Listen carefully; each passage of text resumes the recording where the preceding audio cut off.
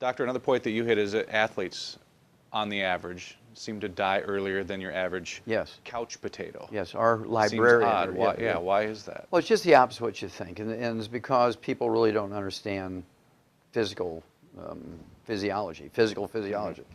And that is this.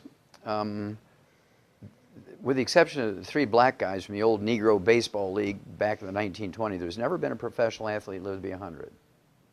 Now that should begin to give you clues, red flags. Now these guys are getting paid to train and work out. They're getting the best food, the best trainers, personal physicians, team physicians. I mean, they have it all, right? They're being paid to work out, and they get the best. But yet the average lifespan, when you take all sports, is 62.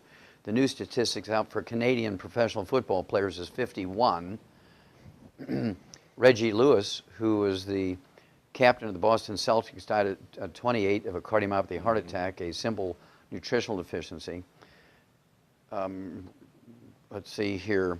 Walter Payton died at 45 waiting for a liver transplant from a simple mineral deficiency disease, which I treat all the time. We can reverse that disease in a few weeks or a few months with a simple supplement, and he died waiting for a liver transplant. And then we just recently had a 16-year-old boy, Wes Leonard, from a little high school in Michigan. There were 2 teams fighting for the last slot in the playoffs to be the state champions. This just happened a couple of months ago. Yep. And Wes Leonard was 16 years old, and the teams, it was 55-55 at the last buzzer, so they had to do a prophetic term, sudden death playoff, right? So he catches the tip-off, 3 or 4 dribbles down to the basket, slam dunks it in like 3 seconds after the whistle to start the sudden death. He gets the winning 2 points, 57-55. His teammates are lifting him up because they're so excited, and he drops dead of a cardiomyopathy heart attack. The same thing that Reggie Lewis did, 17 years earlier. And see, the medical system hasn't learned anything, because we eliminated that disease in children 25 years ago in China. In China, these cardiomyopathy heart disease that these athletes die from is called Kishan disease. It's one province doesn't have the selenium in the soil there. And these kids, like 13 out of 100, are dying from this heart disease when they're little kids. So my wife and I went there in China, and we did 1,200 autopsies on these kids, on kids under the age of 10. And the Chinese government now gives every kid this trace mineral when they come to class. They haven't lost another kid in 25 years, okay? Because the government makes sure, under penalty of severe punishment, if the teacher fails to give those kids that pill every day.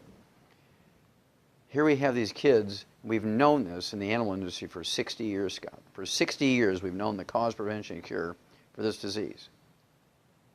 And yet medical doctors say, well, we give them electrocardiograms before each season.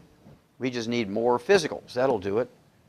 Well, no, it won't do it, because they know nothing about nutrition. They don't realize that when you sweat, you're not sweating out water. You just drink water, you're going to die. Whether you're a roofer in the summertime and it's 120 degrees up there in the roof and you're sweating like a pig, or you unloading trucks, or you work in a factory, you're doing physical labor on the road, or you're an athlete. If you're sweating, you're not sweating out water.